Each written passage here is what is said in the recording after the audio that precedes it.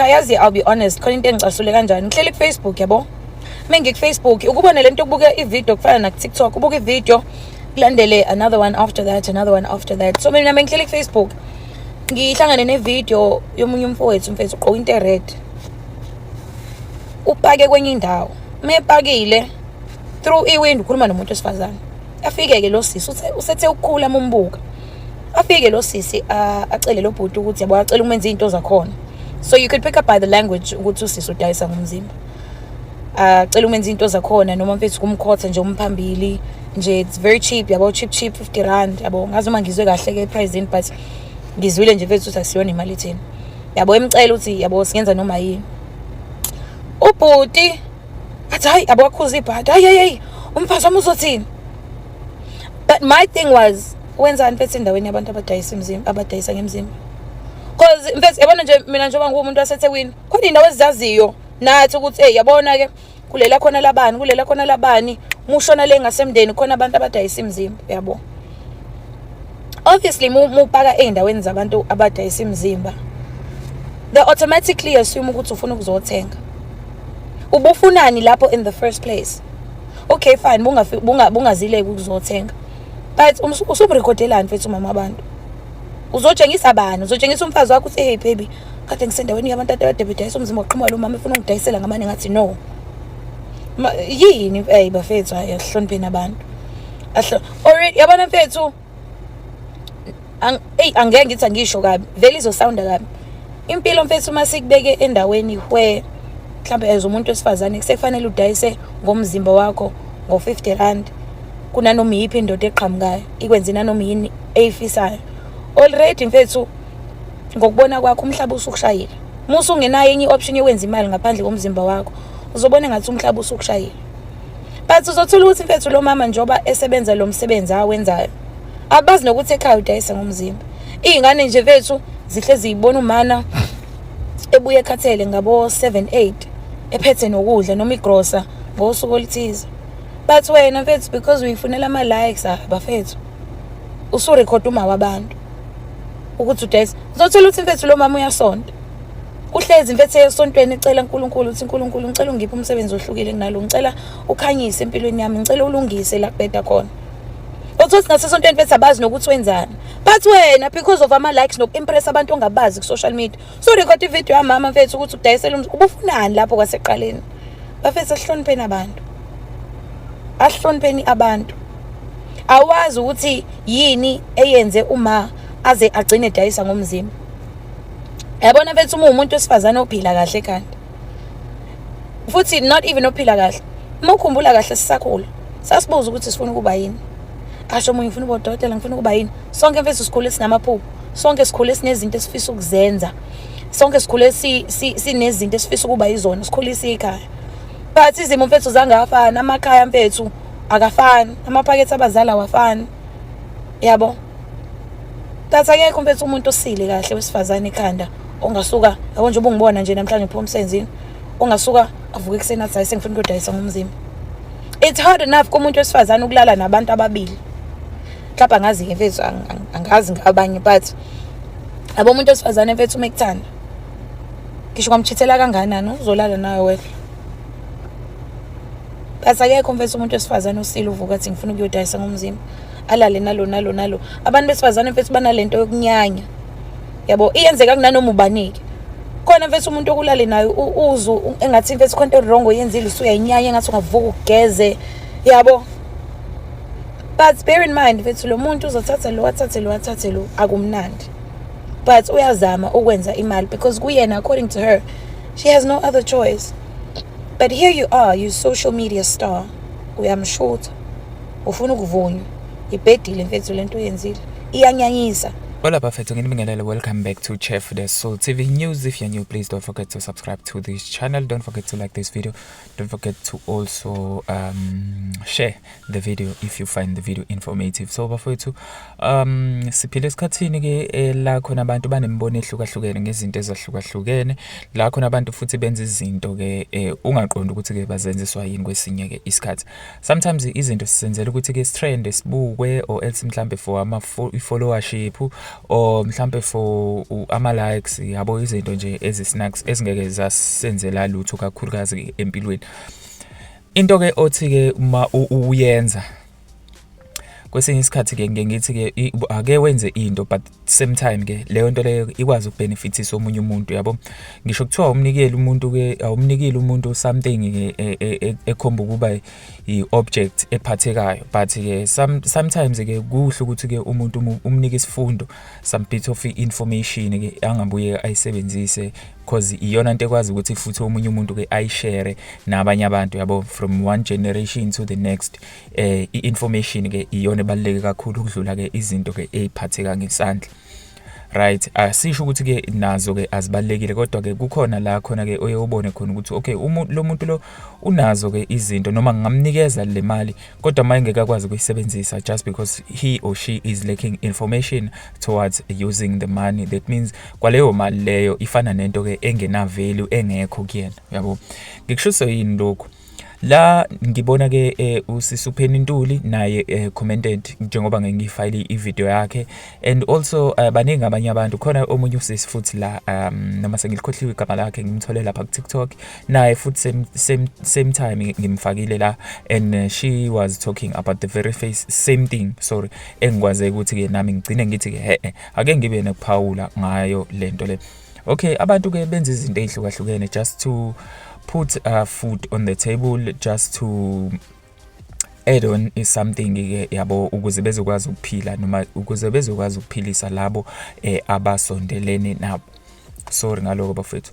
So into ke ebalekile la nansi, uNkulunkulu ke usidalele hle, uNkulunkulu ke izinto ezahlukahlukene, nendlela yokuphila futhi esiyiphilayo ke izofana ke nezinto ke esiphiwe noma esifumbathiswe zona ke nguyena ke umdali. Lana ke umama lo njengoba ke kukhona abaphawulile kwaze kwafika ekuthenini even ngisho nabantu ke abama socialite like bona ke oPhenny Ntuli bakwazile ukuthi begcine bephawula ngalolu daba, which is a good thing. Lana ke into eyenzakalayo, umama lo kushuthi ke ukwi-sport njengoba sebeshilo, so sabantu ke abadayisa ngomzimba, and kodwa ke okwrong okugcina kwenziwa yilo mfowethu ukuthi ke uyamrecorda lo mama, not for a good purpose, but then for lo mama ukuthi ke agcine ke emposter einkundleni zokuxhumana ke abantu ke bashare baningi ke abantu akade bekugceka isenzo salo mama ukuthi hawe mdala kangaka pho indaba kwano.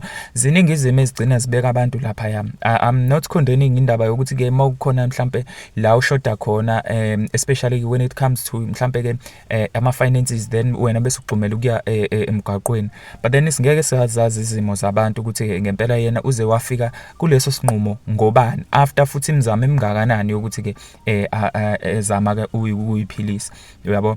So into wrong bafethu ukuthi ke ugcina wena ungenelele ekuthenini umuntu uyayenza leyo nto, mhlawumbe akuwona wonke umuntu owaziyo ukuthi ke lo mama uyadayisa ngendlela adayisa ngayo noma uzama ngalendlela ke azama ngayo, kodwa wena uba nesibindi sokuthi uthathe ifoni yakho urecord umuntu, and then egcineni futhi ke ama data ugcina umposter, ushare leyo nto le, agcine lo muntu lo ekwenzeka ueda stress phezulu kwalesi vele ke akanaso, because mhlambe kwalento le ayenza akayithandi, yabo.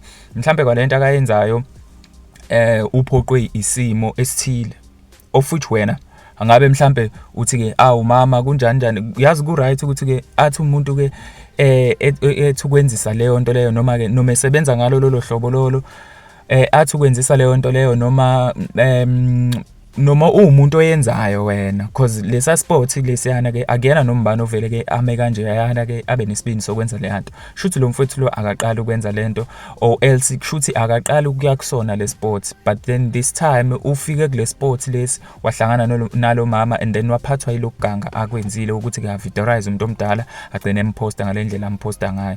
Okay fine, into ebi right ebingenziwa yilo mfowethu lo ukuthi athathe lo 50 rand without ukuthi kaza record umama, amnikeze adjust ukumupha, yabo, akhombisa ukuthi okay fine, in as much as umama umdala kangaka angeke ngize ngivumele ukuthi ke mhlambe ngingenza lento nawe kanjani, there's no need to record leyo nto leyo vele futhi kodwa lo 50 rand uzomnika wona nje just ukuthi ke aqhube ngoba ukho umehluko omngakanani vele angawenza ngawo, kodwa ikhona leyo nto encane engayi-eda ephaketheni lakhe, ahamba yokwenza leso sidingo leso afisa ukusifeza ngaleso sikhathi, ungenzanga lutho naye, yabo.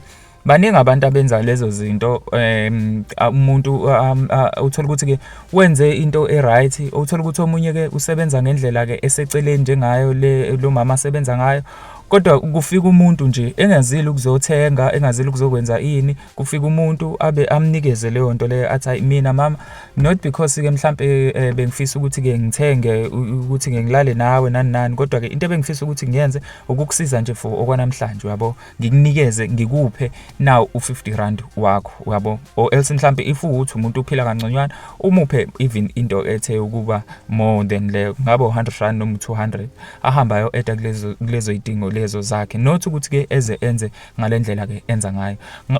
Kwenzakalani lapho? That means wena even nama morals akho asasebenza, your ethical behavior, because I feel like this person or recorde umama is lacking some form of lentuzana ama ethics, ama morals akanawo, yabo. Akuyena umuntu kahle usukungayena umuntu mawenza lento le, because ufuna ukubukwa ngomunye umuntu, yabo. Wesiphathi ufike ngomuntu sonke la emhlabeni, iqiniso lithi sifike ngomuntu wesifazane, yabo. So uma kubheka abazali bakho, because wena usukwazi ukwenza lento osuyenzile, that means wena you are representing okokuqala nje ifamily yakho, yabo. You are representing ifamily yakho. If ever unonkosikazi ku-West, because you are even the head of ifamily, unezingane, kushuthi wena uthi izingane zakho uzifundisa isifundo sokuthi okay, ubaba uyakwazi ukurekhoda abantu abadayisa ngomzimba noma abantu abenza ukuthi nokuthi by assumption zizokwenza exactly the very same thing. Izingane zakho azinqeni ukuthi ke zidelele umphakathi, zihloniphe wena kuphela just because wena vele umuntu ke onjani odelelayo emphakathini. So nazo zizo-assume ukuthi okay, kahle umphakathi akuyona into yokuhlonishwa, into yokudelelwa, yabo.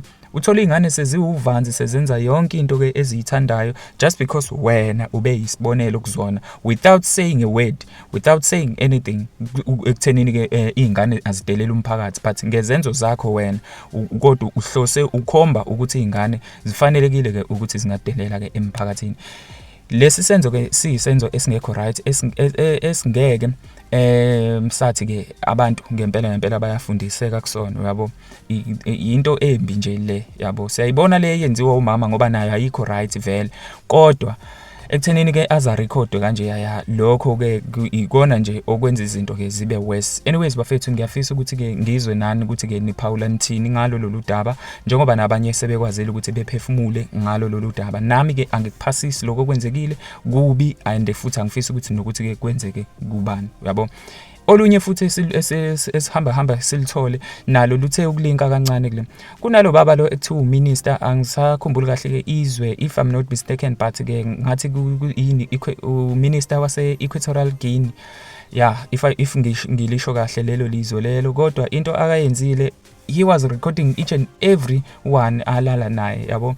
For like 400 abantu besifazane ke aselale nabo, of which ke inamba enkulu kabi, and without using any protection, yabo. Okokuqala lokho esingakwazi ukuthi ke ngempela I feel like mina ngokwami into akade yenza yena ngokwakhe uyenza ngesizathu sokuthi ke ufuna ukuba blacklist, because most of abantu abenza leyo nto le abantu ekugcineni ke abafuna ke ukublacklista, ukwenza something kuwena njalo uhlala ukhokha. They are threatening you ukuthi ke okay, wena ngilale nawe njalo ngizoku-expose, ngizovele ngidedele le video le if ukuthi awunginiki imali engaka, if ukuthi awukwenza ukuthi nokuthi, yabo. Because most yalabantu laba abantu ekuthiwa ke bashadile okokuqala lokho, abanye babo noma bengashadile but they are in ama relationships are very serious, yabo. Of which ke akwaziwa kahle possibly labantu ubebadoma nga something, yabo. Because kukhona abantu abasebenzisa imithi just to influence behavior yabanye abantu. Ngeke nje siloko saloke sikuphikisa noma sikushaya indiva. uyabona ukuthi okay fine uyibuze nawe after ukuthi hawu lento yazi ngiyenze kanjani because ke akumina lo obengenza lento le yabo.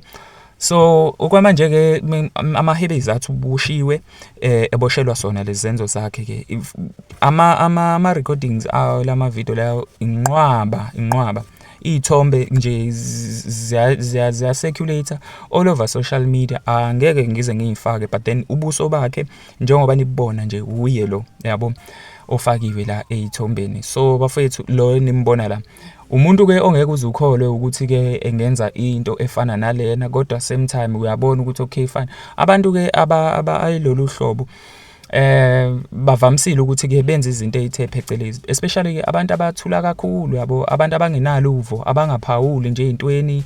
Lo uthule nje kukhulunywa into right, hayi uthule, kukhulunywa into ebhedayo, hayi uthule, ucabangani yabo, yini ongakwazi, indaba ongakwazi ukuengage ngesikhathi ke esifanele, either uyaphikisa noma uyavuma mhlambe ngaleyo nto leyo engage ngayo noma kuleyo discussion mayelana naleyo nto leyo ekudiscusswa ngayo yabo.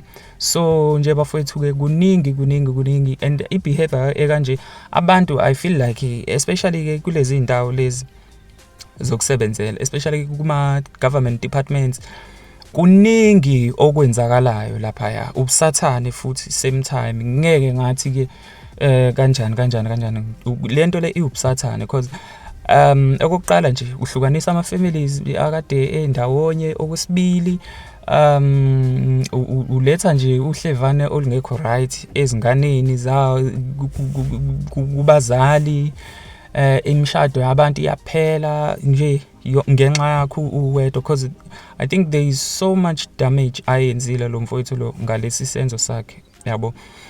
There is so much damage ayenzile and abanye abantu abakufunde lokho mfowethu. Khona abantu abathi hayi manje sizontshontsha kancane, usibanibani ngeke azi wazi ukuthi ke ngaleso sikhathi lo muntu lo esho kanjalo already vele uyakonisa ucreate i-damage more than indlela ke wena ongacabanga ngayo.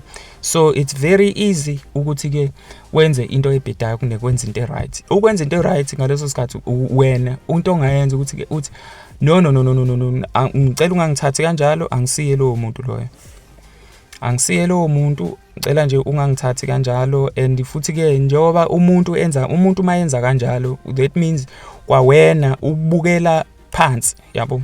If kunomuntu onesibindi sokuthi eze kuwena ezokutshela ukuthi ke asenze ukuthi wesiphathe into erekhodiwe, hey lo muntu loyo ukubukela phansi.